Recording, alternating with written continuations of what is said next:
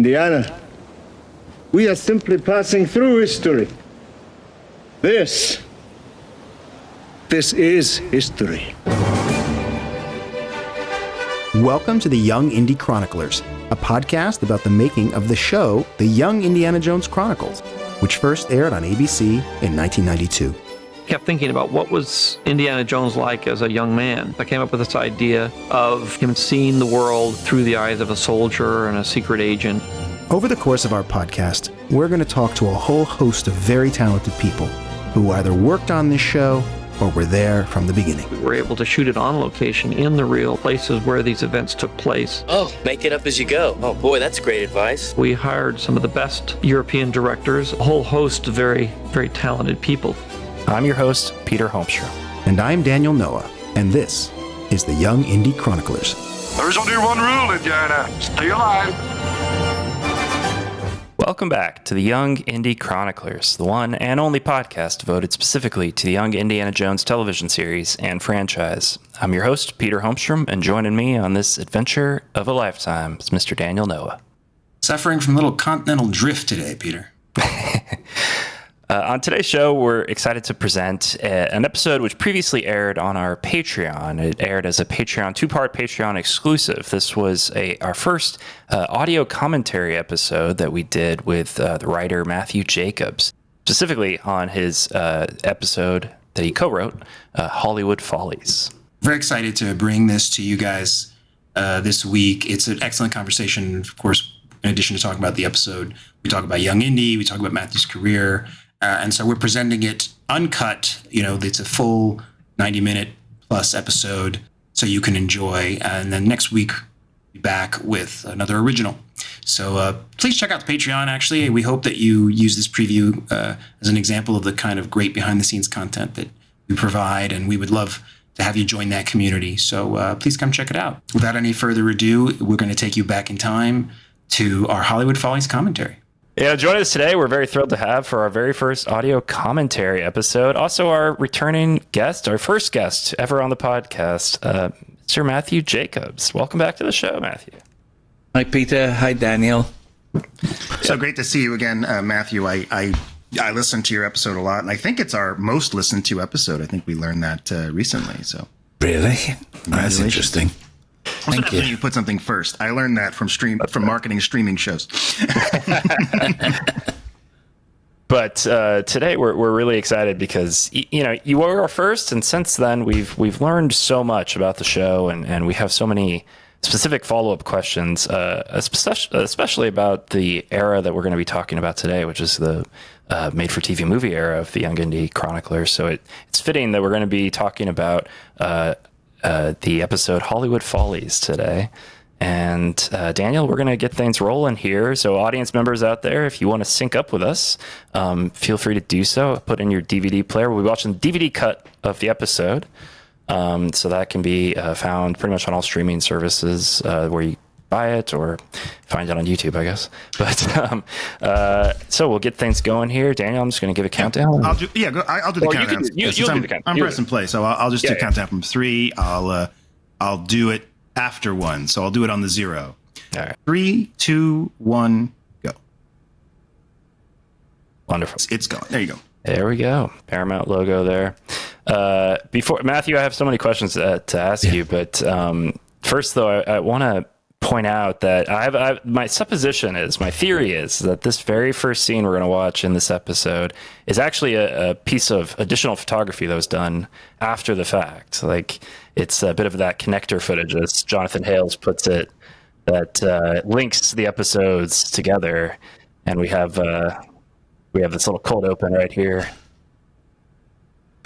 Yeah. But do you know that, Matthew, do you remember seeing this when it aired on the Family Channel?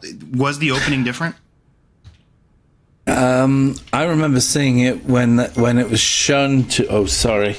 I remember seeing it when it was shown to us at the ranch, actually. And I think it was always this. At that time, we were putting these together for the Family Channel, and these had been originally developed. It's actually, can we turn it down a bit? It's yeah. Maybe let's just go with sound off, Daniel. these have been originally developed for as single 1 hours. So it was going to be like a 2-parter. And so the old bookends that were certainly written on the first draft, my bookend was very much about the preservation of film. And I think because it was really about the silent era, film had this whole life before it drifted to sound. And that was one of the objectives here. We were doing something that was set in 1922. Most of the films that were made around that time have been lost. It's staggering now. The image is staggering. Most of them have been lost.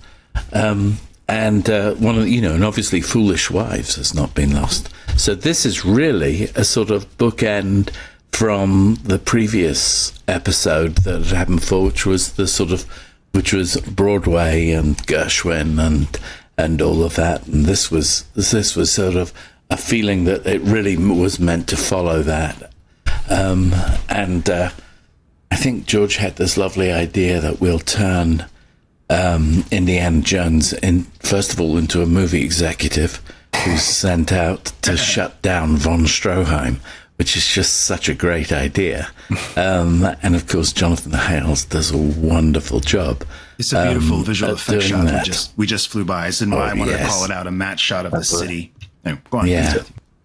No, you're right. I mean, that was the thing. That's what's been so fascinating. I listened to your first episode of the interview with Rick McCallum the other day, and I was reminded of how innovative a lot of these effects shots are, especially for that era in television. And so here we go, the Lemleys. Yeah. I'm just fascinated by the little tidbit you just gave there. So the original bookend you would have written was with Old Indy, I imagine. Was that the? I don't even know whether we actually filmed that. My memory of this show is this movie is the one that we're watching now, really. Yeah. But I do remember probably at the first draft stage they were very separate, and then they came together. Now here we were drawing up, this family of the Lemleys. That a little bit of a Jewish stereotype, if you like, and I'm not sure we'd get away with this kind of writing nowadays. Where he's going Meshuggah, and he's it's almost like making fun of that world.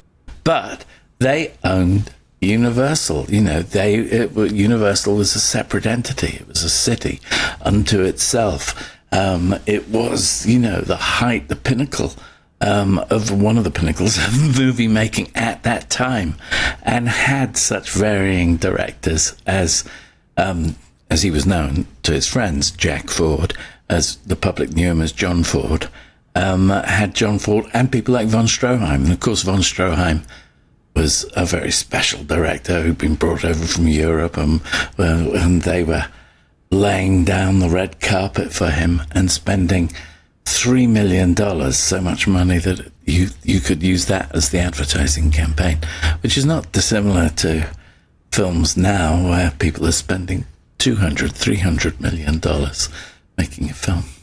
Well, Titanic, right, was that movie that I feel like got that kind of reporting where the budget kept going up and people were like, he's crazy, he's insane. And then it came out and it was the biggest movie of all time. So this is an old story.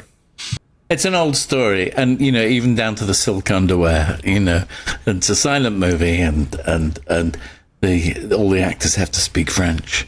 This, of course, is lovely. The image of something that's a bygone. This idea of taking a train across America to go to Los Angeles.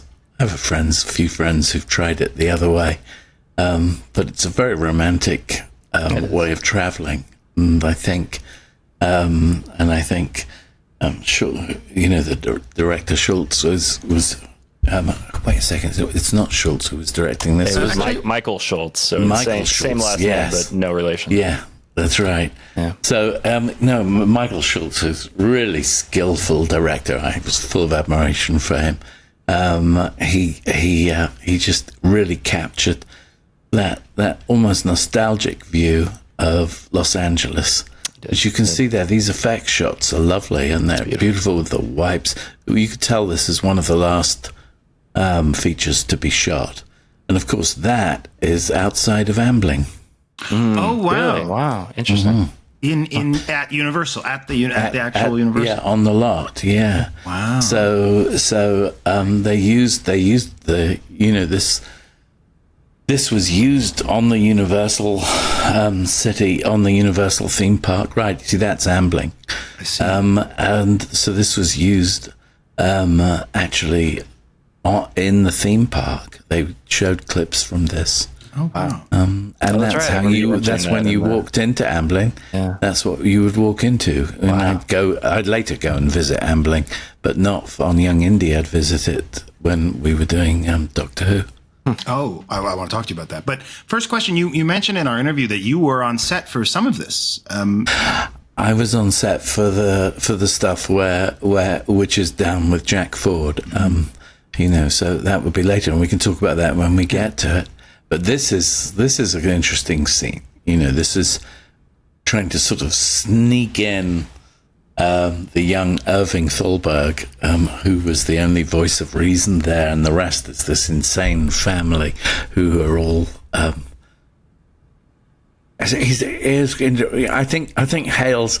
think Jonathan Hales kind of wrote it almost like a Marx Brothers movie here.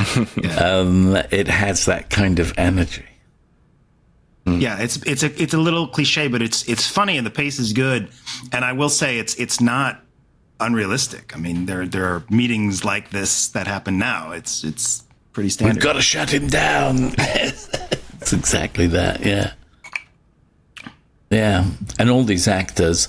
I think the thing about this particular show was, unlike a lot of the other shows, it was something that did require a shoot in Los Angeles, or in the environs nearby, and probably Rick has talked about a little bit about it, and because he would know more about how they found some of the great locations that they use for von Stroheim. He mentioned they were out, in Fillmore, I think, which is not far from where I grew up, actually. But it's a beautiful part of California that even now has not been very developed. So I see why they were drawn to it as a shooting location. But I would love, I'd love to get a list of specifics and go to downtown Fillmore and kind of this is where, because I think they shot the train station out there, stuff like that. It would be cool to do a little tour of the locations. Yeah, but then there's some of it which is like this, where they obviously used something that was really passable as the Universal lot in that era. Doug Jones, right there. There's an actor who's now Star Trek is in a lot of Guillermo del Toro movies. He's one of the actors throwing pies. He's the tall. Oh, really? One. Yeah. There he is. You can see him in that shot in the background. He was the Silver Surfer. He was the Shape of Water guy. He almost every creature in every Guillermo del Toro movie. Yeah. I didn't know that. Just love that little it joke was the there. asbestos, throwing asbestos over people. Yeah. There was no safety. I mean, it really was the Wild West when they were making these films, and of course the glory of that era was, look, we'll make you hate him even if it takes 1 million of our money to do it. I mean, this was an era when you had to really tell a story visually. And that's when sound came in 28, we're approaching 100 years since the birth of sound on film. But certainly by this point, cinema was already a thriving art form. Yeah, there she is. Yeah, I was thinking the same thing. We had to talk about Claire. One of my favorite of the love interests for some strange reason. I think just because she resembles so many women that I may have met in Los Angeles over the years. She's a sort of person, and it sort of fits in a way. She fits into the girlfriend before he goes to war. She's that sort of cute, very straight, down the line kind of American girl, and she doesn't want to break the rules. And when he comes in and he just goes up to von Stroheim and talks. Oh no, what's going to happen now? He's completely stupid. He doesn't realize. Now, who's playing von Stroheim? He's just brilliant, isn't he? Actually, I don't have the name in front of me, but I'll look it up. But I've been Bill doing Cusack. a rewatch. No, Bill Cusack played Irving Thalberg, and Dana Gladstone. That's it.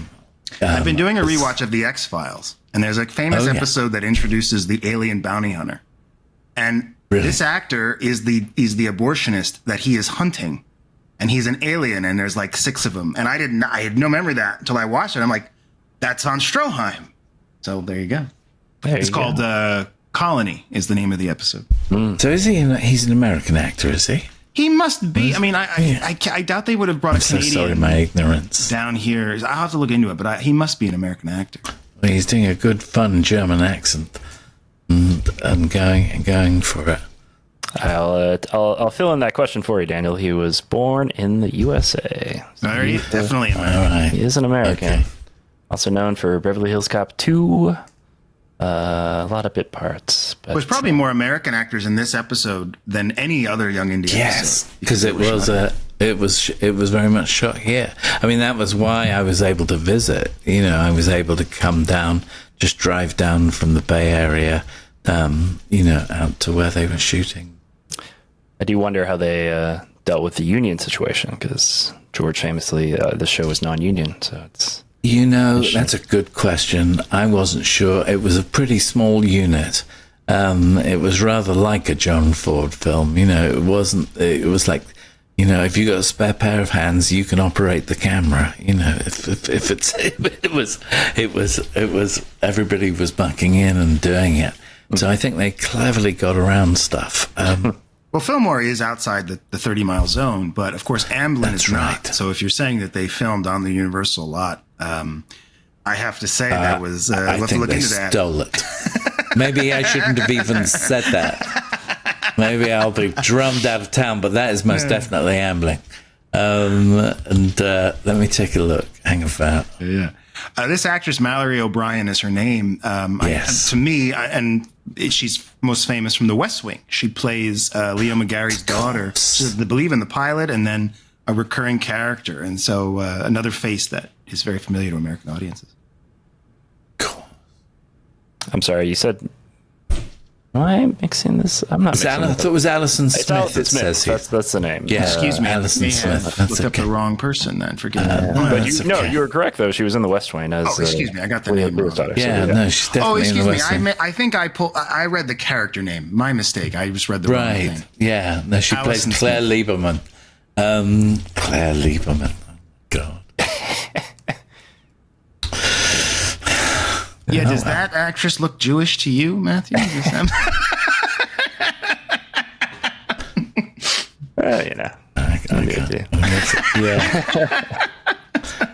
It was another era. That was the era where Groucho Marx was sort of. What was? Oh yes, that's right. This is where they first get introduced to. Where he first gets introduced to Jack Ford. Sets him up. Now, what was interesting was that obviously there was from the point of view of writing, there was two contrasting styles here. You have the story, the Thalberg story, that is more like one of the dialogue-driven Marx Brothers movies, very fast, very witty, people explaining stuff and talking about it.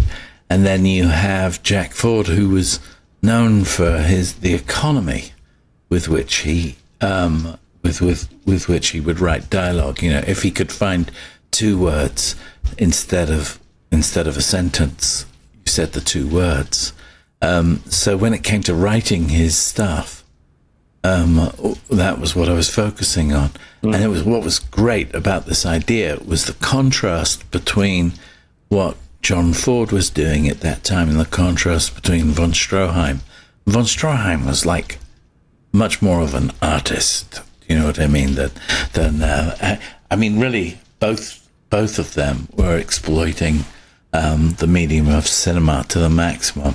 But this scene is such fun because it's really about the sort of love of film. We're trying to sort of demonstrate in this scene how editing works.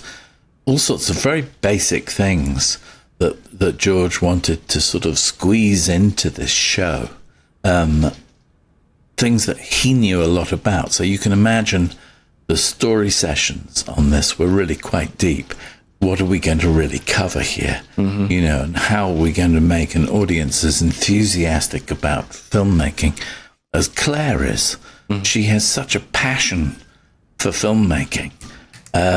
She can't believe that really all Indy cares about is whether or not he's going to make enough money to cover his tuition.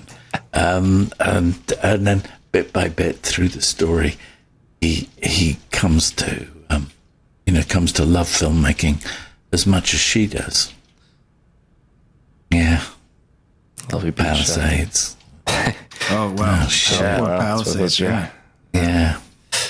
I wonder if they had bad fires back then. I'm sure they did. I'm sure. Yeah. I love this little set they're using here, like the combination of matte paintings and then like greenery, just like, you know, you put up some plants and you've got a little outdoor set, but it's quite lovely. Who knows where they did that? They probably did it in Prague or something. Just flew over there. I mean, if you think about it. Yeah, sorry. No, I was just going to ask, because, we try to loosely kind of map out, dates, times as much as we can for stuff that wasn't necessarily covered by official books or anything like that. But as far as we can tell, like this story would have been probably story developed and written during the kind of the third writer's room era where, kind of the loose season 3 writer's room. I know it's very, that wasn't in Britain. We developed it at the ranch. At the ranch. Interesting. Yeah, we did all 3 seasons at the ranch. The only little bit we did in Britain was at the end of when we delivered the first season. Then I don't think we ever went back to. Well, I certainly don't remember doing any meetings in Britain. This would have been a unique situation, though, right? Because you then were brought back to combine this episode with the von Stroheim stuff, with your episode with von Stroheim stuff, and. Do you have any recollection of that process specifically? I think it was it wasn't hard with this one because the 2 stories ramped into each other quite well. Right. I think we found that the main thing that provided us with a narrative thread was the relationship with Claire, because the relationship with Claire kicks off and obviously was something that carried across both episodes. So John Hales and I had to be on the same page really about this, and I think, as I discussed with you when I met with you, was we ended up. George ended up writing a scene in the middle that happens between the 2 of them. So the arc of that relationship was something that we both got into in a big way. Yeah.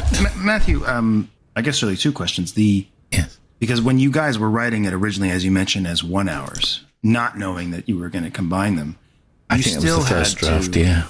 You still had to align on some of these characters. Is that sort of how you approached it initially? As like, yes, I think so.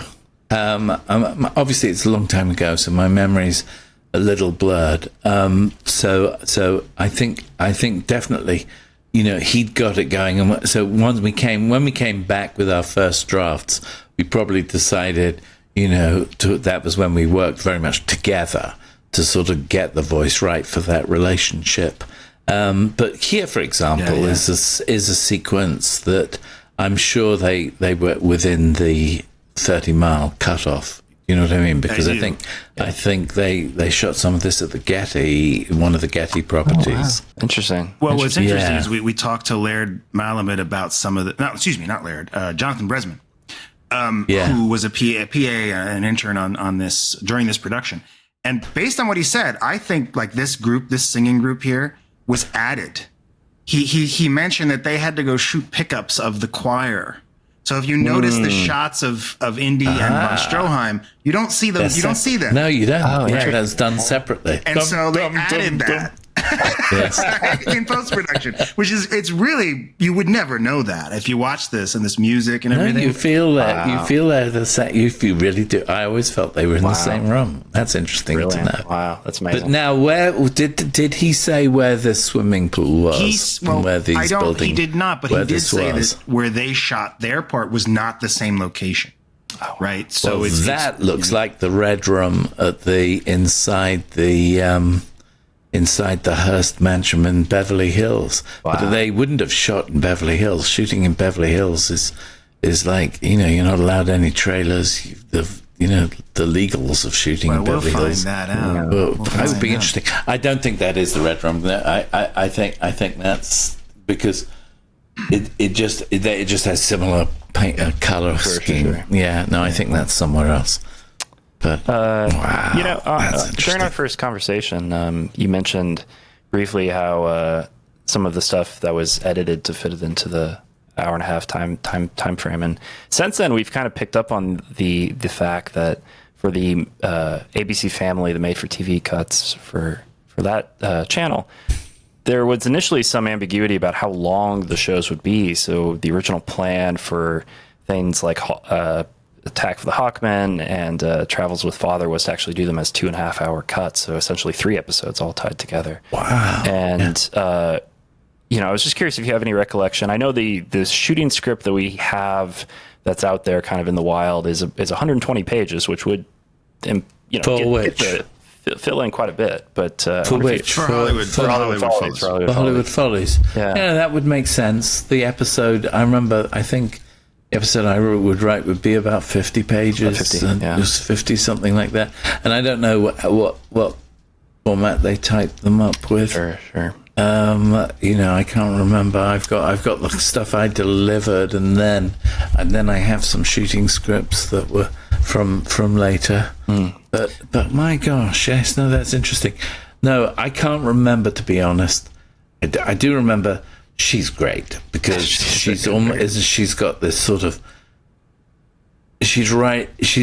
in that era. If you think of the difference between her character and Edison's daughter, is it Edison's daughter? Not Edison, Stratemeyer's daughter.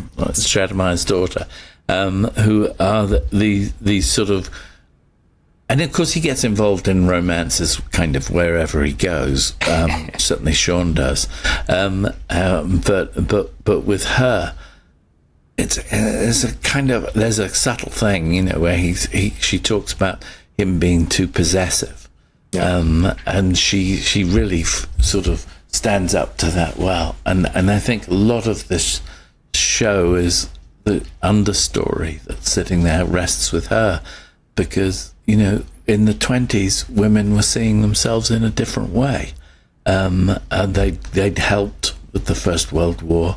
They were much more they were part of things. And so she has that kind of role in the story, and it's quite a subtle thing. But I liked it. No, it's a great character.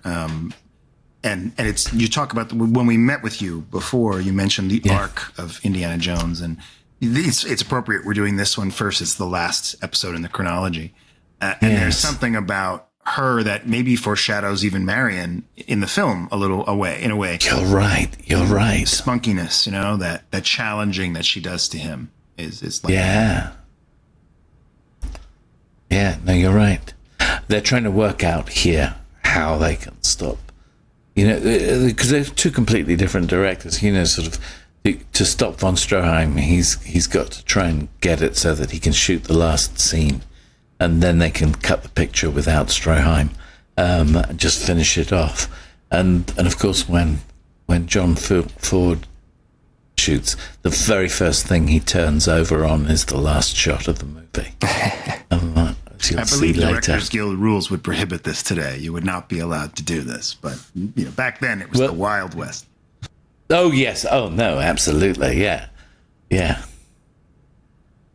You mentioned the scene that George wrote in the middle. Did you how did you learn about him writing it? Like, what was the? He showed it to us. Really? When we saw the film, I'm trying to remember. It wasn't a surprise. I knew that he felt like there was something that was needed there. It was fairly late in the whole production schedule. They came back and they did this. They did the scene. I think that was the great fun of this show, was that George was so intimately involved with each story, so that as you'd think you'd finished it, and he'd still be saying, no, we need another scene, and because the unit was around, you'd find some way of doing it. I think there was much more. Look, this is where they try to get the lead drunk and take him down south of the border. Oh God, it really was the 90s.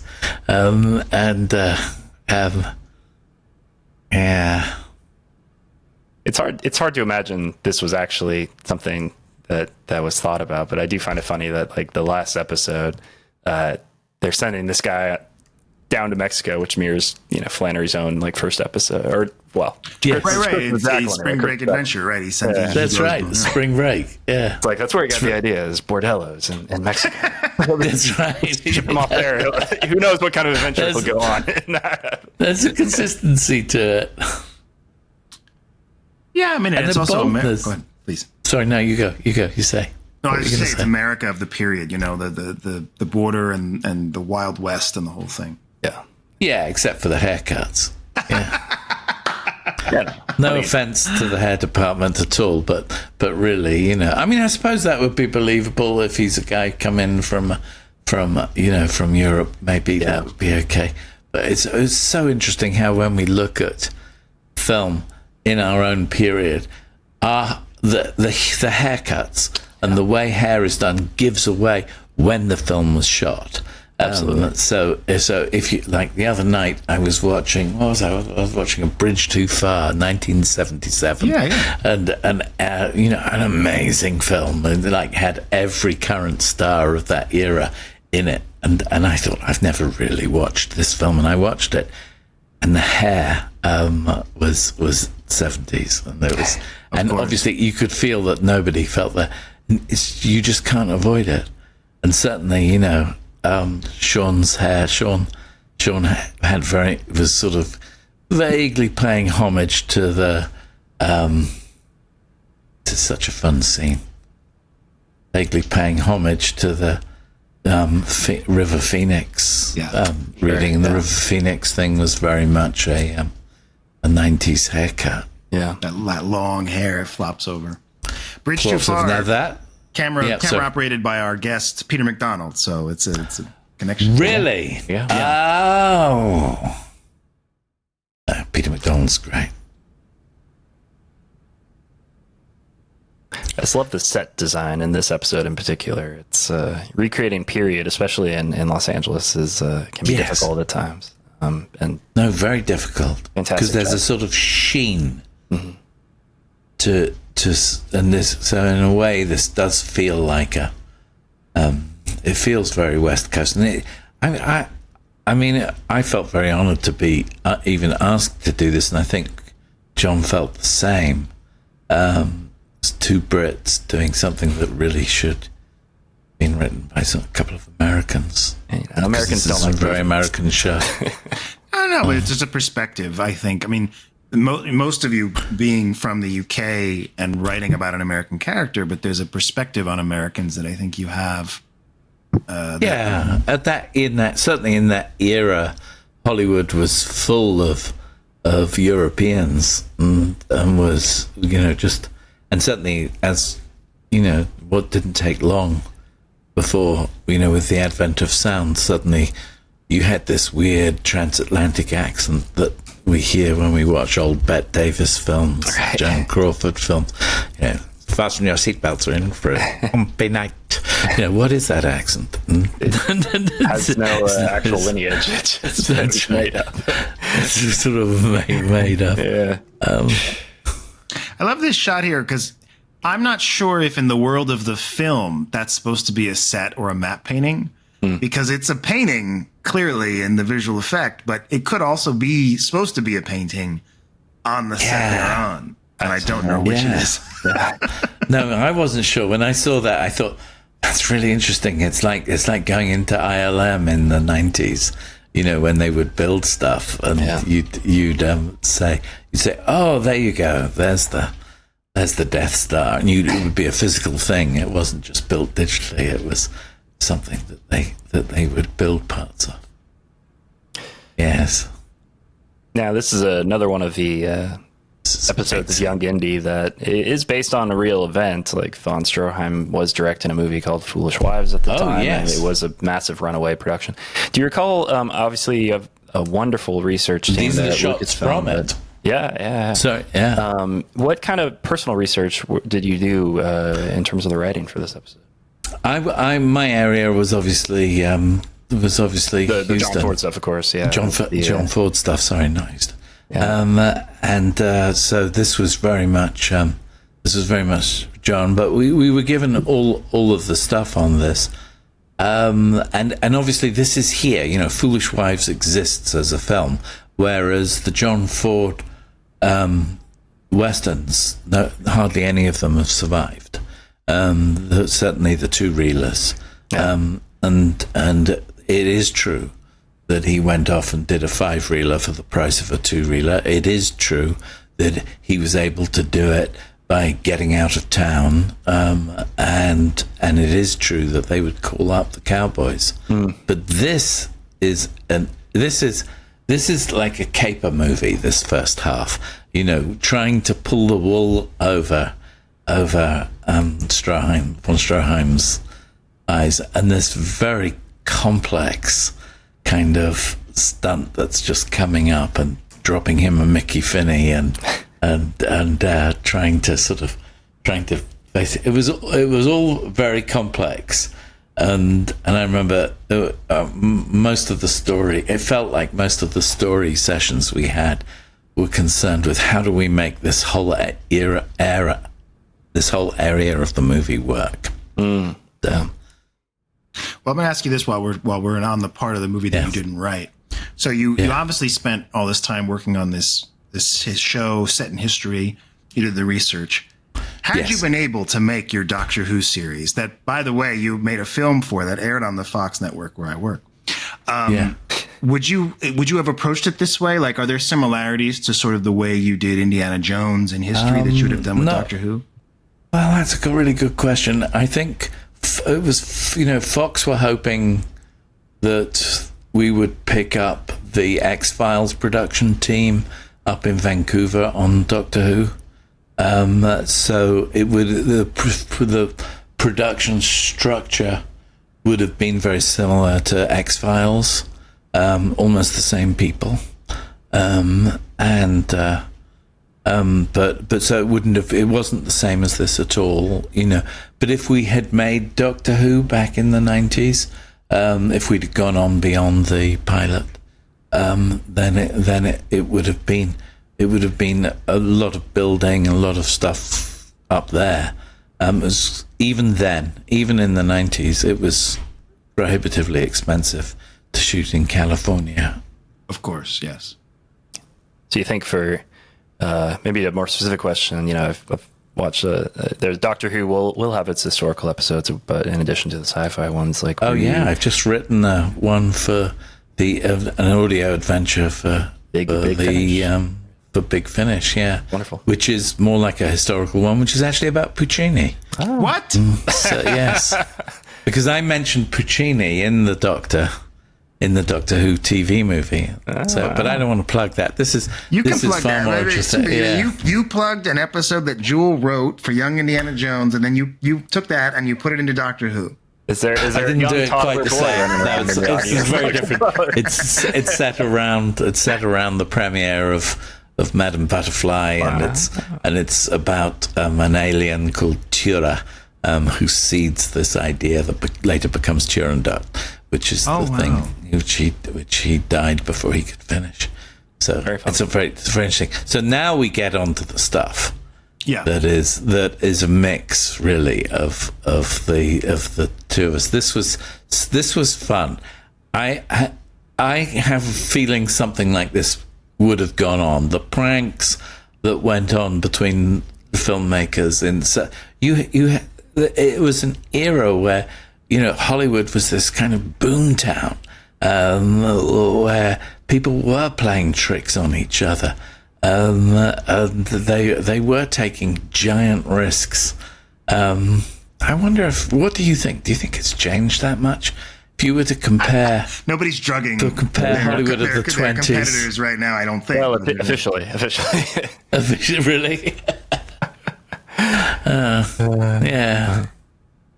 It is such a fascinating dichotomy between von Stroheim and Jack Ford. Von Stroheim is so strict. So, even though he doesn't tell the studio what he's doing, he has a very grand, clear idea of what he's doing. Whereas then you get to the John Ford stuff, and he feels like he's much more just making it up as he goes to a certain degree. And yes, it's just wonderful to have that kind of two ends of the Hollywood spectrum. Yes, and it's very interesting because it almost reflects a lot of George's ethos. God, I'd probably get into trouble for saying this, but if you were to compare, George, I think, would probably prefer to identify himself with John Ford, Jack Ford, for sure. And probably Francis Coppola would rather identify himself with von Stroheim. And they, there's room for both in Hollywood. There's room for the sort of eccentric maverick artist. And almost, the social commentary that was different kind of social commentary that was going on with Ford. And Ford was really making stuff about America, and about the sort of immigrant experience. And von Stroheim was chasing a fading dream from Europe, really, in a way.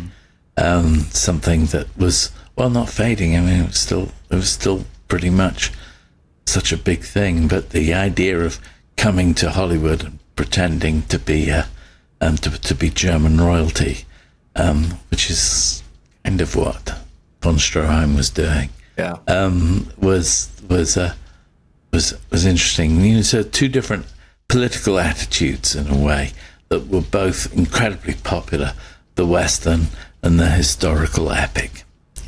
Right. Well, to put it in perspective, the amount of time, making these films, looking back to the mid 1800s, right? Today, people still make films that set in the 60s, Mad Men. It feels, people watch that and they feel a connection to it, but it's as long ago, right? And that's really interesting. Yeah, and so really, it's such a short-lived industry. I mean, if you compare it to theatre or any other art form, practically, and we've only really been making films for 120 years, or 110 years, maybe, really, which is amazing. Yeah, the challenges of it, of keeping it going in a way that is both economically viable but artistically, fulfilling, is. And why do we love doing it? I mean, I don't know. There's definitely less stressful ways to make a living, that's for sure. Do you think so? I don't know. I like to think so. I need to believe. I need to believe someone out there is getting a good night's sleep tonight. I'm gonna sleep like a baby. I don't know. Shut up. Get out of here, Daniel. What are you guys working on at the moment? I'm filming a short film in a couple of weeks, and it's. Congratulations! Directing or I'll be directing it. And I wrote it as well, and. Well, don't be there. That's fantastic. We had a location fall apart recently. Oh no! We're scrambling to find one. It's going to be great. Well, I'm working. I work in marketing, and we're launching a bunch of shows next week. We have a new reality show called Extracted. By the time you hear this, I'm sure it's out. So go watch it. Extracted? No, but that's a good question. It's a reality show about survivalists whose family members have the ability to extract them from the horrible situations they are in, but have to choose, and there's money on the line. And so the question is, will you be extracted? Right. So there you go. Right. Very fun. Now, I think this is that's great. I think this is the Vista Cinema. Now, I may be wrong. That's at the end of Hillhurst. No, it isn't. Where is this? Did you find out from those guys, the location manager, where this location was? Well, it's funny because he did mention shooting stuff for this, but I don't think he would have been there with Flannery. So I'm not sure. If I were to speculate, Santa Barbara, because it's in the area they filmed, and there's a theater like this up there. I think the Santa Barbara Film Festival. There is. Yes, I remember that theater. Yes, God. Well, I'm going there tomorrow, so I'll let you know if this is Santa Barbara. Oh, nice. Yeah. That's where that Horizon screening is happening that I told you about. That's right. That's right. Yeah, so I'll let you know. So your reality show is Extracted. Yeah. Okay. I haven't seen it. Normally, I get to see some of these things, and this time it was very, very hush hush. But all the buzz looks very positive. Yeah, things haven't changed that much, really, have they? When you look at this, I mean, the studio system is sort of in its early days in this film, and this is a scene. They come in here and they find the guy who's cleaning the floor is called George, because I think Hales might have talked to you about this. Maybe he didn't. But the big joke was that we were going to get George to play this role. Oh wow! No, Mister. He's off down. He left us. No, he's filming. Because George would read that and do it perfectly, and so they were really pushing to get George to do it. He wouldn't. I wonder why he didn't. Rick would probably know cool. that. And of course, now he realizes he's fired, and I've been fired. He's not going to make his money, and so the joke of the show was you can be an executive one day, the next you're going to be a gopher or a runner. Very true. And so everybody in the room, in the writers' room, and I think probably everybody working on the film, had been through the kind of baptism one gets when you work in film, and everybody's baptism in film is slightly different. So everybody's stories came out, and certainly this is where my episode really began. Around this area. So this you got is to introduce all my Tony, writing. the boyfriend here. Oh yeah, and his jealousy and all of that, and what was so interesting was all the emotional ups and downs of relationships between people on a film was something that I actually knew something about, and certainly Hales does, but in a slightly different way, and there was a tremendous amount of love for filmmaking that went into the making of this film, I think, from everybody involved. It's a great tribute to filmmaking and the film industry. And it's fitting that it's the last piece. It's interesting. I watched Babylon recently for the first time, kind of a film that was largely derided when it first came out, but it's recently been getting a bit of a cult following. And it's also about kind of the making of early days of cinema in this era. And it manages to capture like a very wonderful but also heartbreaking note. Stephen Caffrey plays Jack Ford here. Quite a character actor as well, but he was a lead in Tour of Duty, which was airing just a little bit before this show. That was kind of a China Beach, one of these military drama kind of shows. And he was in about 58 episodes of that. So that's... Oh, wow. I've never seen Tour of Duty. I'm not sure if he would be considered a name get for this episode or if he was... I think he was. I'm not sure. He was certainly considered high. Yeah. Sometimes, it almost felt like a cartoon. Do you know what I mean? These three shots, you could almost see the storyboard for them. Yeah. It looked like maybe some stock footage, and I almost feel like the map extension of the studio it looked like maybe a photograph, like an old photograph that they took and treated, Yeah. Very interesting. Yeah, probably was.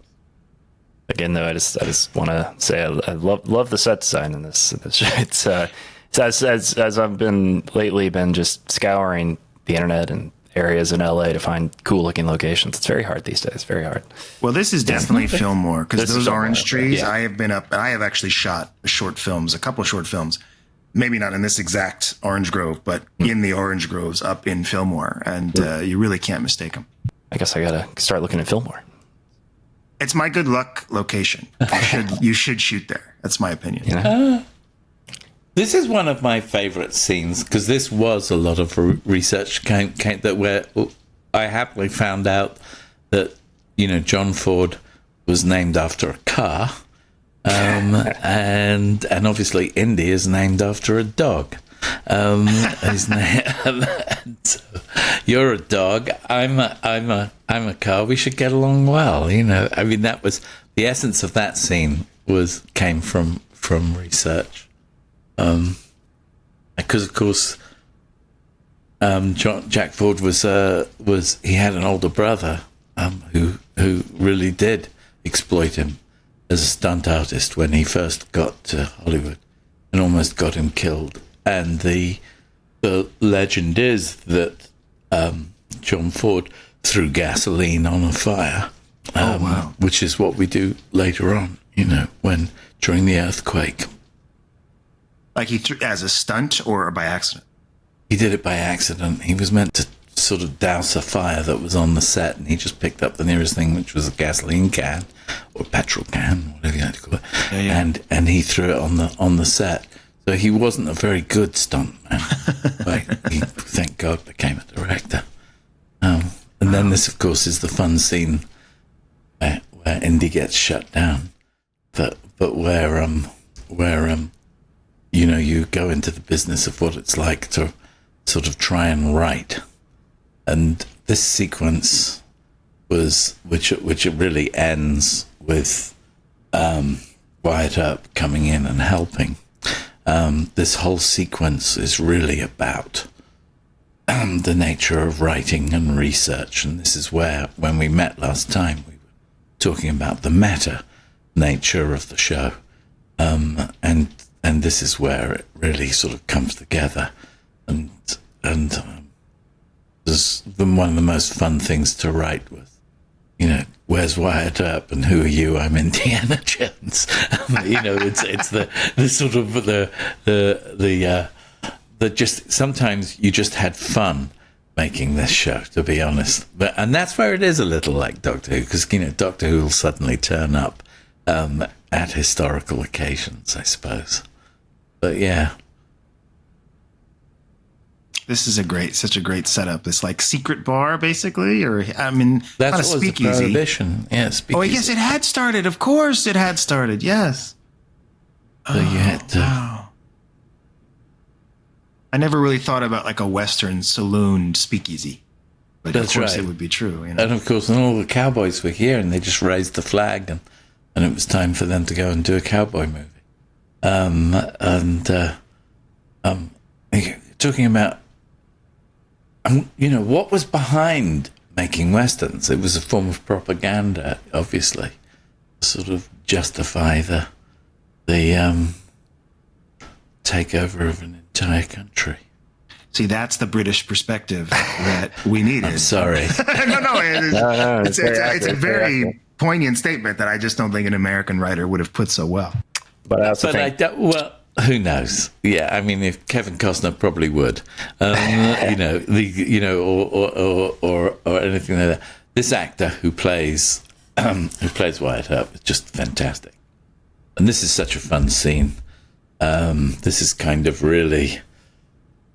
You got to realize, it hadn't been that long. I don't know whether Unforgiven had been made by now, but that demystifying of the Western folklore was very much a popular thing that the spaghetti Western and then Clint Eastwood's Westerns would do. They'd say, I wish I'd have done that. If I'd have thought of it, it probably worked. That kind of stuff of where you see the cross cultivation, the cross-breeding that went on between the Western fiction, which even while the Wild West was happening and even while gun battles were happening, farmers were ordering their novels, and they, in amongst the Mark Twain, there would be for every one Mark Twain novel that would come into your house, there would be 10 or 15 cowboy adventures, which you can now see, and they're sitting there and they're all in the public domain. And they mythologized the Wild West while it was happening. And the people knew that they were taking part in a sort of glorious fictionalization of their own lives as their lives were happening. So it wasn't that. So the idea of picking up, the idea of picking up Wyatt Earp and bringing him into play, is great. And of course, I wanted to do Wyatt Earp because my father had played Doc Holliday in Doctor Who. Oh wow! He went off to the Wild West in 1966. Oh yeah, the first Doctor. Yeah, I watched those Doctor, episodes. So my dad played Doc Holliday. I had no idea. With a very bad American accent. I wanted to say that the actor playing Wyatt Earp was Leo Gordon, who was very huge resume in Hollywood, but a lot of westerns, as you might expect, but also a writer as well. Maybe his biggest credit was he wrote the Roger Corman movie The Terror, which had you're kidding, really? Yeah, he wrote it. Yeah, with Boris Karloff in there, and but also wrote a lot of western shows: Maverick, Bonanza, Tombstone Tales, which is a anthology series, I imagine. But that's great. Quite a career. That scene is very much the romance of writing. You know, that scene there where they're in the... I talked about that last time. I felt like I'd just gone through it, writing Lassie, and I wanted to sit down and capture just the pure excitement, and that's the shot, the pure excitement of being on a studio lot, trying to come up with you don't get it in Britain.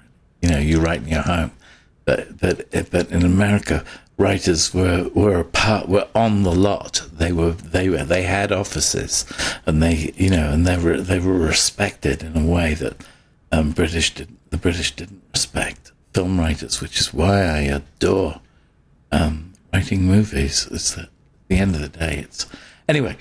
That's very much what this area of the movie is about, and it's something that I think all the writers enjoyed writing and contributing to. Well, the combination of the two stories really does give you this sort of breadth of the filmmaking experience, right? You get to see the studio, the business side, the big side, but then you get these intimate moments of a typewriter, and writing on a pad, ideas, and then we're going to go out to location. You really do get a full look at the whole process. That's right. Yeah. There's been quite a few movies recently made about this era of filmmaking, and now this is when they go out, isn't it? This is the scene that you're saying, George. I think so. Yeah, not going in. I think it's when they're overnight, so you can see his hair is slightly different length. It's definitely shot later. Yeah. And this was a scene that George felt needed to be there. When I saw it, I went, okay. But it is a set that, it's only in this scene. So it's clearly separate from the production, right? You got a picture of Tony, which that other actor we only saw in wide. So we don't even know that that's the same actor. You wouldn't know, right? Yeah, I think they did this. I think this was when we had to sort of marry things together. It was done. I remember watching it, and it's very strange when you watch it when you're watching one of your episodes and the scene comes in. And you go, "Wait a minute, I didn't write that," and you can see it's an important scene. Yes, because it's this shift in his attitude toward women underscores that. I would almost wonder, something about this house reads as North Carolina to me.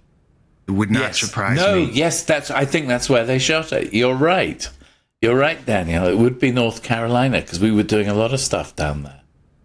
And they shot stuff for what became Winds of Change, but was part of Travels with Father in this period, after they shot. Because they shot Hollywood Follies first, according to the log.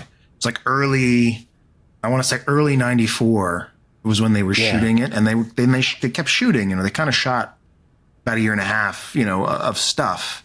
And I could see them doing this. It was all around the same time as the earthquake. Yes. And there is a shot later on where you actually see the earth, the real earth. I think wow. They managed to film it.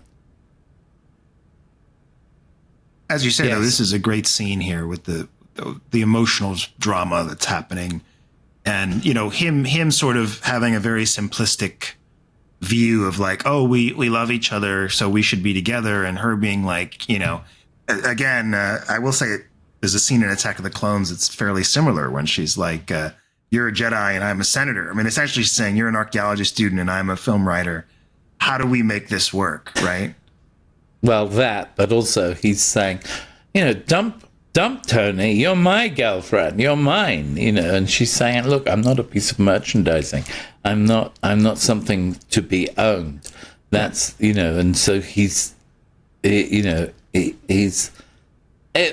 think that's kind of why I didn't want to write it at the beginning, because I didn't want to be on the nose about that. I wanted, but, it's like, but it is important because it drives him through the second half there. My God, look at that. It drives him through the second. I think this is all I did, right, was this. They came back from the premiere, and then the following morning he looks at her and he just thinks, I really love her. And then he goes off. And that was the main thing. And you see, that is Amblin, unless I'm wrong. I don't know, I'm assuming it is. And of course, those are the old strip boards. That was how we did scheduling. When I went to film school in the 70s, we were still using those strip boards. There's no sort of movie magic. And the idea of scheduling was fun to explore for the audience. And I'd been told a story when I was at film school by Colin Young, who ran the National Film School and who also taught Lucas, I think, one of the universities here. And Colin Young told this story about John Ford ripping out the last 10 pages of a script just to get back on schedule. And sure enough, then I look it up when we do the research, and so my film school professor was right. So that then opened this whole door to how did John Ford, how did Jack Ford approach production? How he thought on his feet, and his relationship here, obviously with the line producer, was such fun to write, and was very British actually. Because it's a British line producer. I think that's maybe why Schultz put it in like that, because it maybe felt like the sort of an old-fashioned approach. Yeah. So yeah, and then he has to go and say goodbye.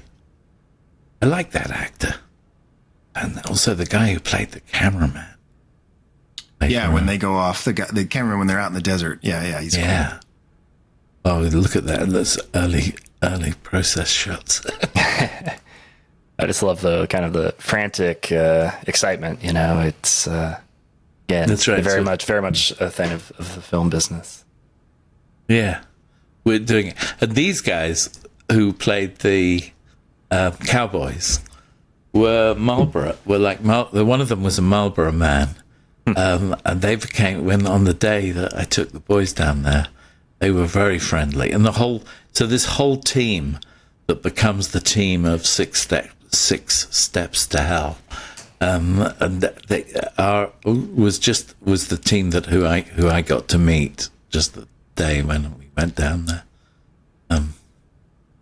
One thing I noticed when this was on Disney Plus, as we were watching this DVD version, we commented on some of the effect shots, and we'll see more of them added here. for whatever reason, on the Disney Plus versions, the shots that had effects in them did not render well. I remember watching that and it's sort of, there was a downgrade in resolution or something. So I worry that if that was someone's only exposure to the episode, that they might think, oh, the effects look terrible, you know? And I just point out for anyone who maybe watched them that way, like that was something to do with the streaming. I don't know what the issue was, but when you watch this version, I mean, I will say it looks, obviously it's standard definition, but it's very beautifully rendered and the color and the clarity and the sharpness is all great. So it's a testament to the work.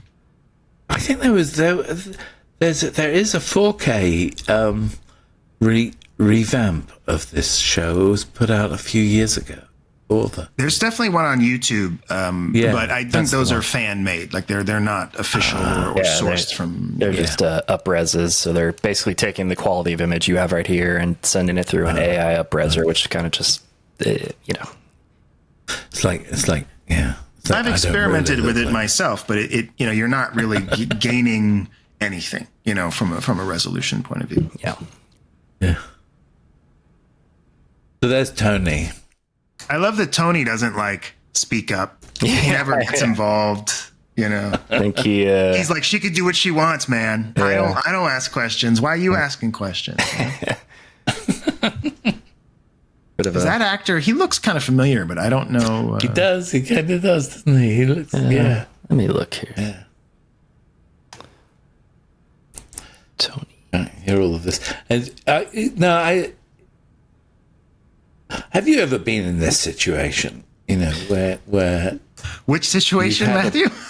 The situation of having a crush on somebody while you're working with them, and then you have to be apart from them, and you just feel like, oh no, this is a relationship that should have happened. It should. I actually feel something about it, and being this torn. Which is what I think he feels here. He's choosing between, in some ways, a love and another love, a different love, something that's offering itself, this sort of romanticism of we're all going off to make a Western now, it's that shift of sort of romance and commitment to wanting to do something like film, and that excitement that's there. She feels it too. So the idea was really to set up this tremendous kind of romance, to sort of breathe some life into really what could be quite an indulgent episode about cinema at the end of the day. So it was a way of making it tremendous fun. Of course, they had such fun putting that together. Wow. I mean, I'd say, to answer your question, I think the modern equivalent to what you're describing would be, when you set out to be a filmmaker or to work in the film industry, it's not the same thing as, say, studying finance or, becoming a lawyer. And so you do have to sometimes deny yourself or forsake a traditional relationship path if you're being responsible, because, what are you're going to say to someone, come join me when I have no money and I have nothing, and, and some people will do that. I mean, I'm not that's what I said, Daniel. It's explicitly. I know that. Are you kidding? Yeah. So I think that's a thing that's very common, I think, still. I just want to follow up on a question we brought up earlier. The character of Tony, played by a guy named Michael B. Silver. Quite a character actor. He's been in a number of things, had a lot of recurring roles, worked on a show called Instinct in late 2010s, and was recurring on Royal Pains as well. It's a show I watched. Right. I think I know him best, though, because he played one of the campers that Jason Voorhees killed in Jason Goes to Hell, which also starred, actually, Allison Smith from this episode. So little Young Indy reunion in that movie right there for you. Oh, wow. I think that was about a year or two after this would have filmed. That sounds great. I love these actors too, that they're playing. I mean, they're actors who are playing actors, but I feel like they do their stuff very well. Yes. Yeah. Yes. Who's? I'm just looking to see who played Leo Gordon. Yes. I'm just looking at. Daniel, am I crazy here, or is the Young Indy hat a little different in this? Well, the hat changes the hat all changes the time. a lot, but... some fans on the internet are all like, "Oh, the hat's got to be right," and I'm like, the hat's the hat. No, I don't understand the magic of the hat. Jones's hat. I'm saying here it looks more like the standard Indiana Jones hat. It actually does. You're right. No, I think it's a different. They just have different hats. But I don't think he formulated his hat really until he kind of worked with John Ford. Of course. That's right. It was John Ford. It was John Ford. He's like, John Ford had a better hat, and then he gets the hat. He gets a hat that fits him. Yeah. That's the whole point of this. He's writing to Claire. Yeah. And then you come the idea. This was a fun scene. This was on the end of the day that I brought the boys to. This was scheduled on the end of the day that I brought the boys up, and I'd got to know everybody on the cast on this. We'd all talked about it a little bit because the idea was this sort of to end the day with this campfire scene, where all the sort of moral issues, if you like, are being thrown at him by the woman who's playing. I can't remember the woman who's playing the heroine. And she says, "So you're planning to steal Tony's girl?" yeah. And the whole idea that and the 6 steps to hell. The worst thing you can do is steal someone's horse, right? And so the sort of Wild West ethic, crashing up against the interpersonal, soap that's going on between Indy and Claire. Well, and it leads into the possessiveness you were talking about, because you're saying you're saying you're possessive and you want her to be your girlfriend, but you're gonna take her from her boyfriend, right? That's what she's saying there. Yeah. You said to steal his girl or whatever it is. Yeah, and the fun thing was this is very much this was also about acting and the stories.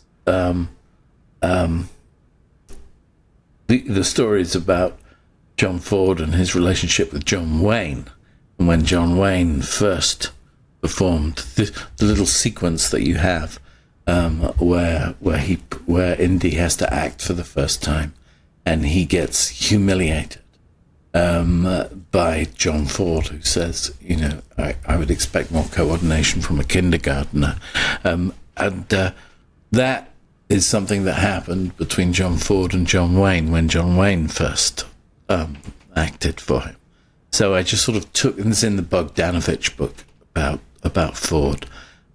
So basically, I was taking a lot of stuff that were reported stories, sort of mythological stories about Jack Ford, and then finding a way of weaving them into something that was kind of amusing, so that you end up with the signature shot of John Ford's, comes from the fact that they had to burn the house down and all they were left with is the doorway, and so we all know that, which is what this sequence is about.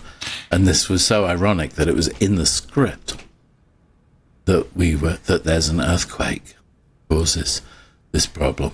And then when we went down there, the earthquake actually happened. I was going to ask if the earthquake came before or after the Northridge earthquake. So it's fascinating. The Northridge earthquake happened. I don't know. I think you see that shot of the hills shaking. Okay. The short shot of the hills shaking was, I think, the real earthquake. Wow. But I may be wrong. Well, but here's the weird thing. You're probably right, because as someone who grew up out here, they say they're going to Newhall, which is where I grew up. Like I grew up in Santa Cruz, Newhall is. They shot it in Fillmore. Oh God. Sorry, yeah. All right. So that's taken from John Ford's actual story about John Ford throwing gasoline on a fire during the stunt, which of course then David Bowie took that. Sorry. That's right. So yeah, they shot most of the episode in Fillmore, and when they're driving out, and that looks very much like that part of the world. This is clearly Bureau of Land Management land out in Palmdale Desert. Nowhere near any of that. Presumably done so that you could work with fire. Like, I'm sure that it's much safer to do this kind of stuff. Oh, we were breaking every rule in the book when we were doing all of this stuff. I mean, I don't even think anybody knew they were there, but it was like a pretty small unit, and I've actually got to know the person who plays the cameraman. I've gotten to know. His daughter is still around, and she's a dialect coach. Oh. She's helped me on projects. It's very fun. Good God, and there's the snake. Yeah. God. I love this. Anytime Indy sees a snake in here, I just always love it because boy. He just shoots it. Yeah. It's so silly, but it kind of captures, though, that frantic terror that you get on the film set. You know, it's the anything. You've only got one set, and it's burning down. Yeah. I love the direction when he's like, "Go into the house, save something," you know. and then he has the squeeze box nearby to play Irish Eyes. And, you know, this is the whole principle of going with it. And this is the opposite, obviously, of von Stroheim. You know, when something happens, like she drops this, it's an accident. And he, you know, he doesn't cut. He continues. He says, let's go with what happens next. So that you know that you're not going to cut. That you are there in the reality of a scene. And I think Ford, you know, was a pioneer in that respect when you look at a lot of his films. And God knows there must be some wonderful silent films that we will never see that he did at that time. So, you know, so the montages here are combinations of stuff that we were shooting, but also stuff that actually was of the era.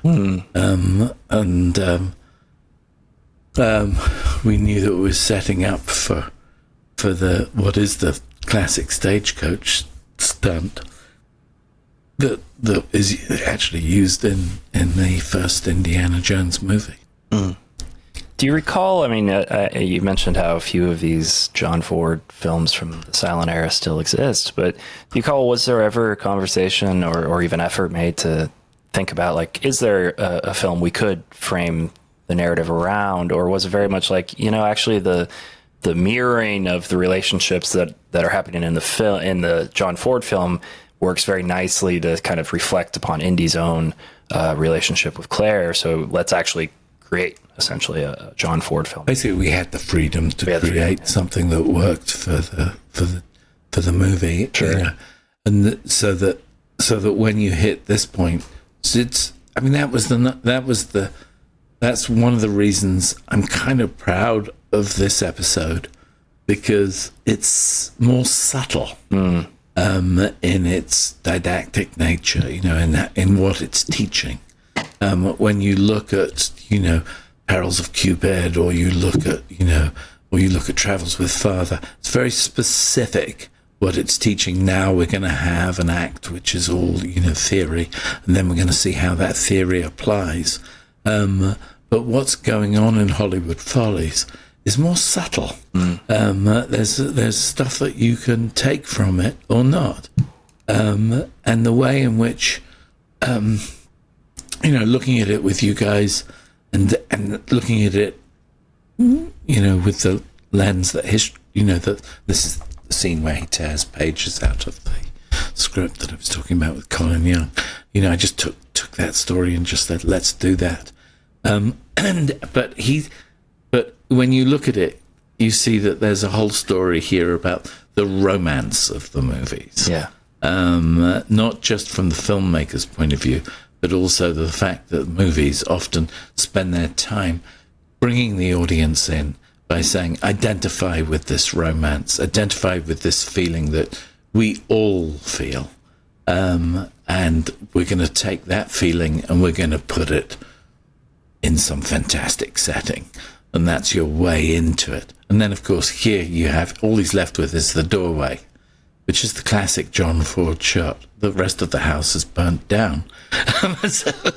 So he ends up doing this. And then this scene is very much about how do you write dialogue like John Ford? Less. And it just comes down until there's a very specific and clear moment there.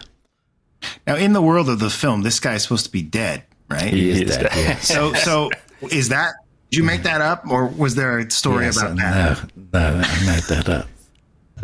Actually, it was probably George's idea. And he's dead, otherwise we go, oh yeah, okay. But this part, which is like, oh well, let's have lunch, no, wait a minute, he's dead, I suppose we better take our hats off and say something.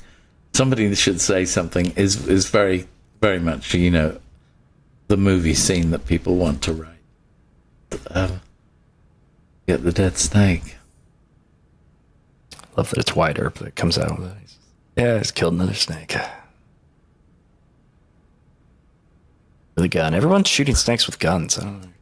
Not the most efficient way to I know. go. What about these snakes? Yeah. It's strange with the shifting ideology. This belongs in a museum. Now you can't do a film with something belonging in a museum. It's got to be sent back to its country. It can't. The Elgin marbles. Sorry. No, it's an interesting point. Things do shift. It's true. They do, and certainly. So the ethos that drove what we thought made Indiana Jones into a sympathetic character has shifted as the years go by, and he is a product of his time. Now he gets given a different hat. Now he has to basically become Indiana Jones in the movies, it's a nice parallel. Yeah, he looks good. I mean, Sean looks great as the cowboy. He's got the right look for it. Yeah. What's he doing? Are you going to interview him? I mean, we're definitely trying to. He's still working very, very steadily and based out of Texas at this point. So he's rocking the kind of Texas, indie scene over there, but still very, very active. He's actually, actor. Matthew, you might enjoy this, but he's starring in a John Carter from Mars audio drama that's supposed to be coming out soon, which is pretty exciting. Oh, that's great. We'll get him. We always get our man.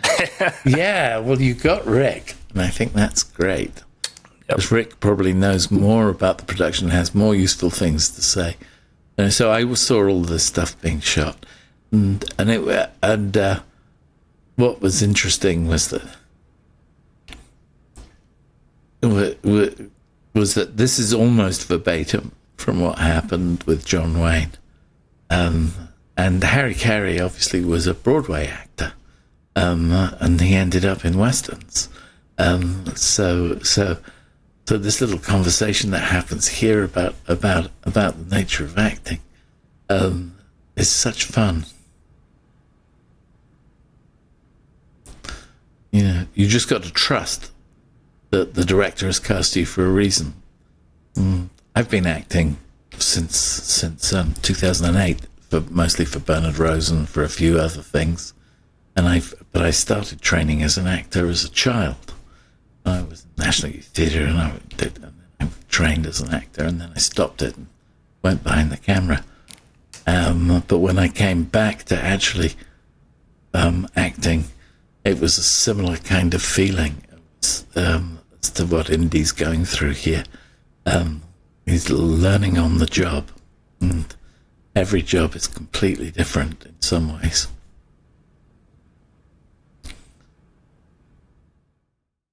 Yeah, so this is a real mix of real footage that Ford did. mean, what was good was that we were making. This is where we had, Ambling was a co-production partner on the show, and so there was a lot of support for this show, and I think exceptions were made. Some beautiful photography, those locations, the snowy mountains. Yeah, and they were there. I mean, it's...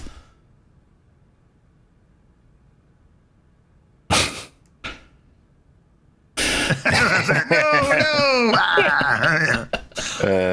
I think he said, well, maybe it's later. There's a scene where he's like, "My paw, that's my paw." I think this is it. That's it right here.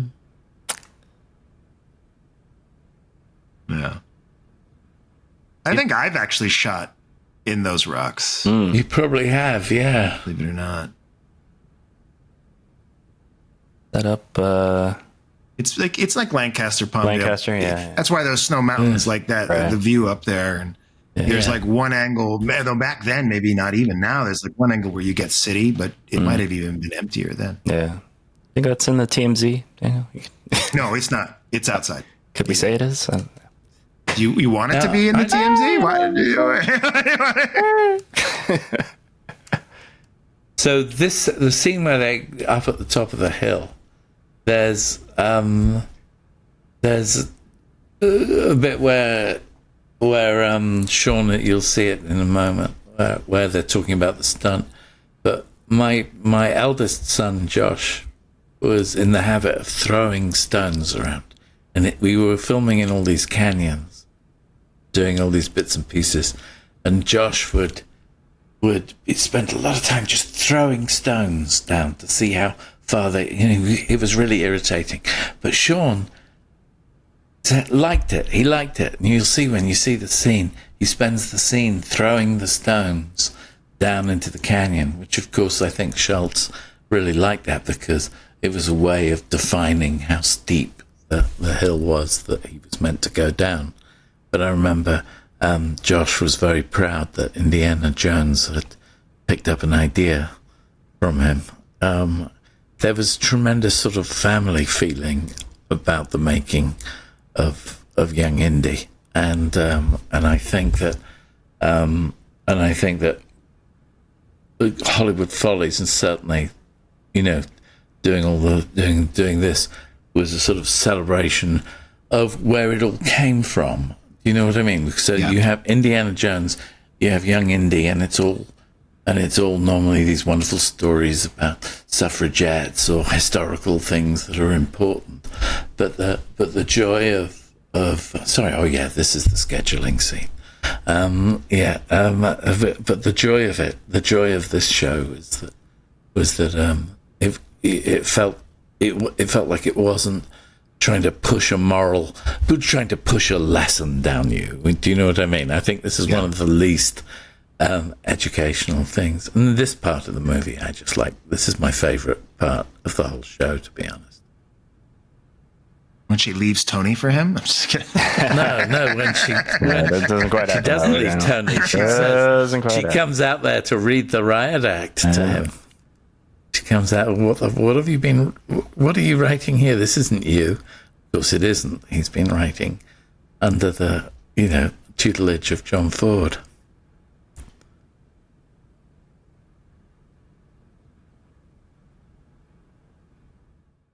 Yeah.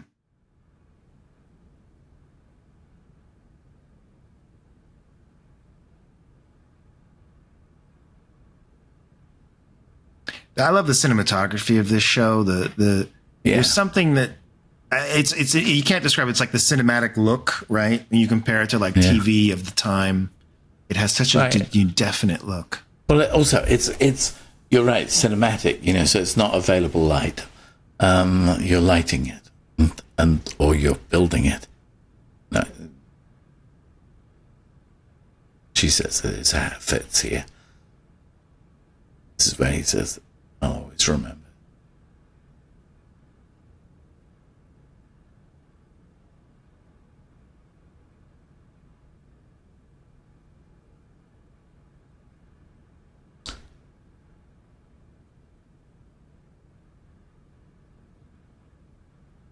She went for that. Yeah. No, they did that for real. Yeah. And you feel like, it couldn't be more romanticized, to be honest. No. I've never been on a film where it's felt like that. But it's the sort of thing that you kind of dream of. Do you know what I mean? It's never going to really be like that. Yeah. And then this is we had this hill, and they wanted, when they did the stunts, it really was, Sean Patrick Flannery really did his own stunts, certainly on this one. It was very impressive. And very dangerous and foolhardy. But I think they were near the end of the show. So here he's doing all the rock throwing. Oh, I see, yeah. He's got it in his hands. Love that duster they have John Ford in. That outfit is so dashing. There he's throwing the rocks. Yes, that's right. Yeah, you're right. Yeah, the costume design overall on the show was amazing. And a lot of the costumes for the European stuff you can't really get here. But these costumes you can pick up at Western Costume quite easily, I think.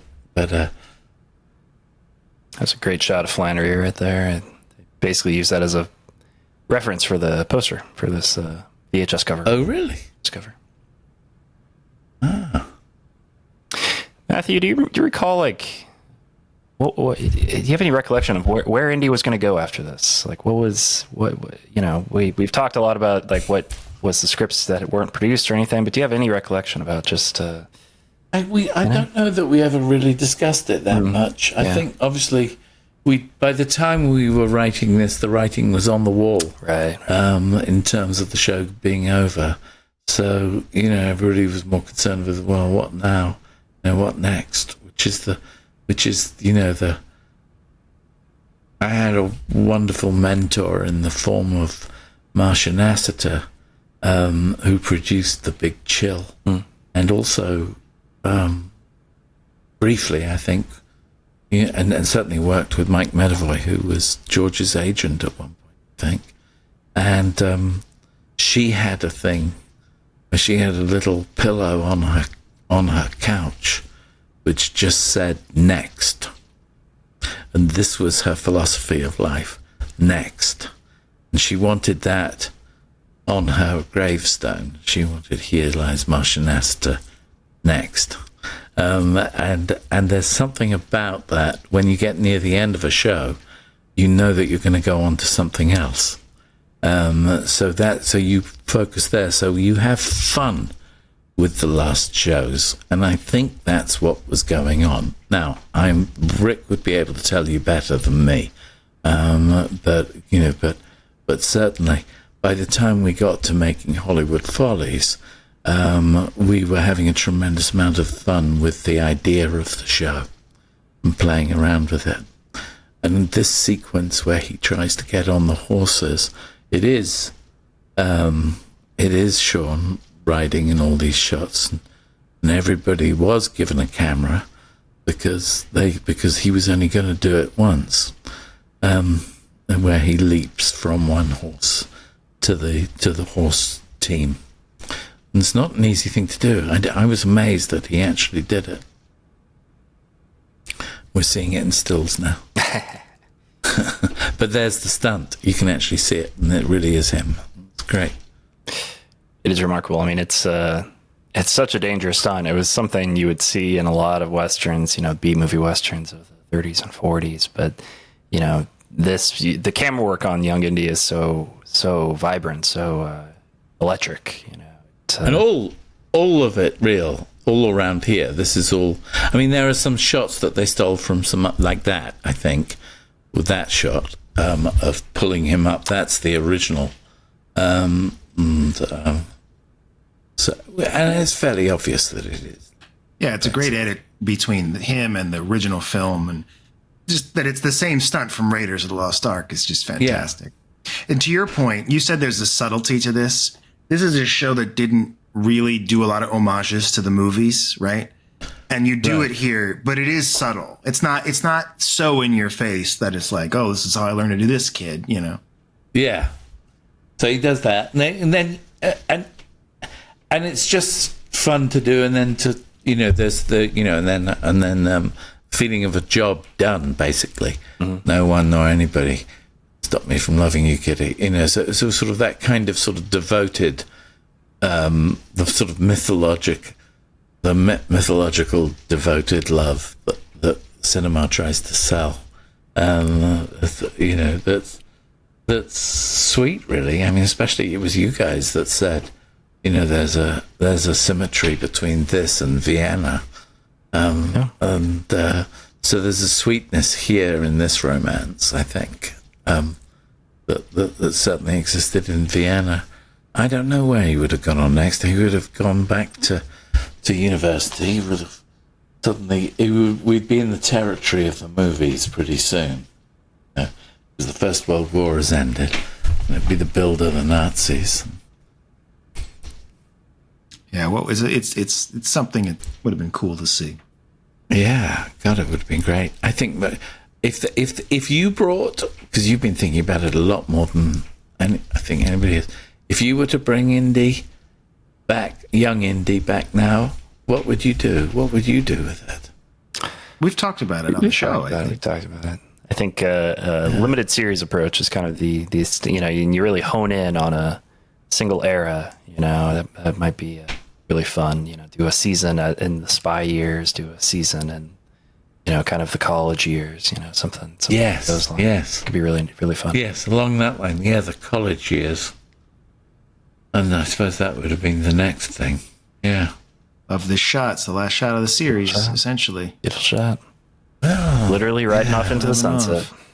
Yeah. Oh, and then it becomes. That's why I went. When we were talking before, I was saying it's one of the most meta of the shows, because he's riding off into the sunset that becomes the movie character of Indiana Jones. So, you know, so the two things feed each other. It would have been funny if he was driving two Paramounts specifically. But, absolutely. No, this is great. It's wonderful, wonderful, wonderful. I don't know if there's anything useful there, but no, please. Man. Oh, it was really wonderful talk. Thank you for doing it. Oh, there's Jonathan Bresman's credit. I just saw it go by. Oh, right. But no, thank you for sitting down and doing this with us. You know, it's always great to hear the recollections and what went on. Yeah, and thanks to anybody who's taken the time to listen to this. You have endured. All right. Or you be one of the few people. One of the few people.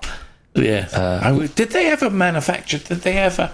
Because the little book that he closes at the end there on every show, did they ever make that into a piece of merchandising? I wish they had. Not that we're aware of. There's been a few fan, you know, artists who've replicated it to great effect, but none that are mass distributed, as far as I know. Daniel, you might know different. No, I'd never merchandised. It has shown up. I actually need to get an image.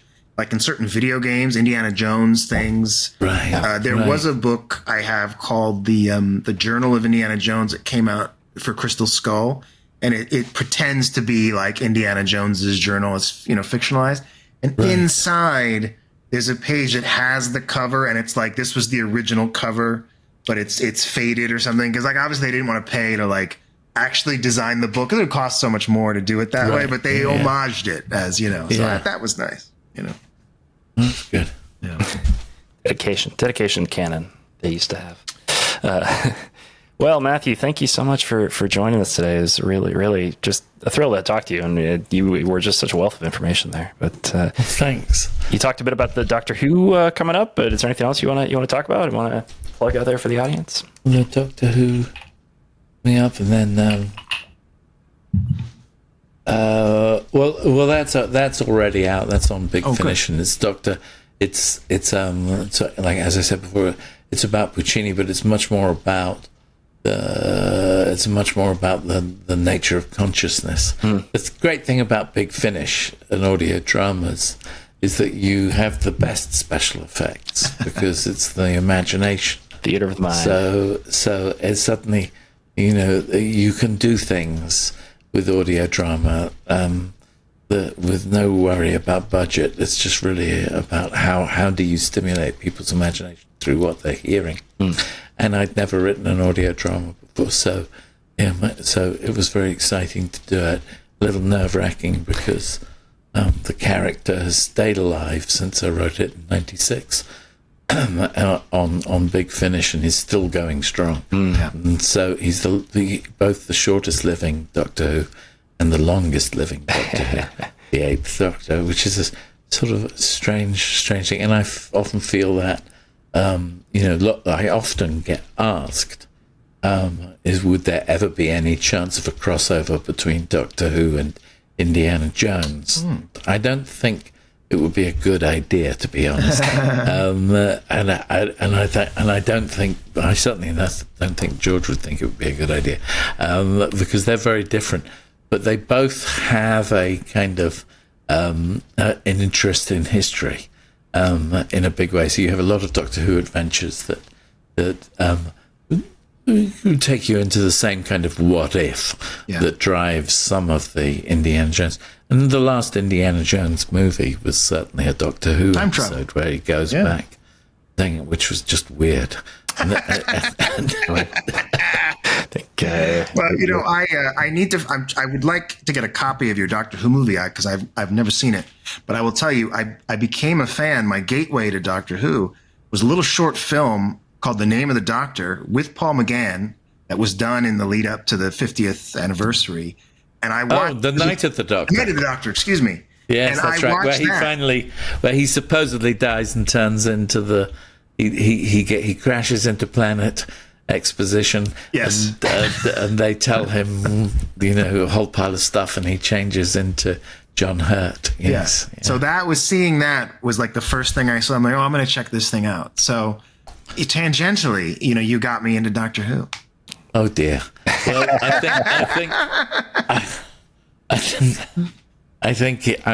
anyway. Look at it. The documentary is fun, and it's been done reasonably well since I was last pushed it there.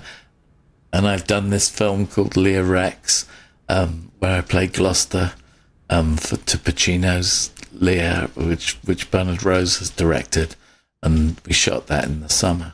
Wow. I can't talk about it until it comes out, really. But it was announced, so I can say it happened. And I haven't even seen it yet. I'm really forward. Yeah. All right, guys. It was lovely. It's been really nice. I look forward to hearing what's next for you. And now that you're in the Big Finish world, pitch them on a Young Indy follow-up. They're doing some amazing work. Oh, that's interesting, because they could do audio dramas. It's amazing of Young what Indy. they get the license for. It's wild. Oh my gosh. I don't think Lucasfilm is going to be making another indie film anytime soon. They're probably looking for some licensees out there. So it's think it over. So listeners, that's a good idea. We'll leave you with that tantalizing ray of hope right there. And until next time, thank you so much for being here. Thanks for supporting the show. Until next time, for Daniel and myself, keep on adventuring. Next time on the Young Indy Chroniclers. We're thrilled to have Simon Jowett, who's writer for the 3 newspaper strips before the release of the television show. Thanks for having me. I was saying just before recording, I'm absolutely amazed you found me. You dug me out like some kind of archaeological object as well. Clearly the image in this first one is River Phoenix. It was 100% to continue those 12 minutes from the film, since that was the only material we had to go on. But also, it's River Phoenix. He's hugely charismatic in that very short period of time.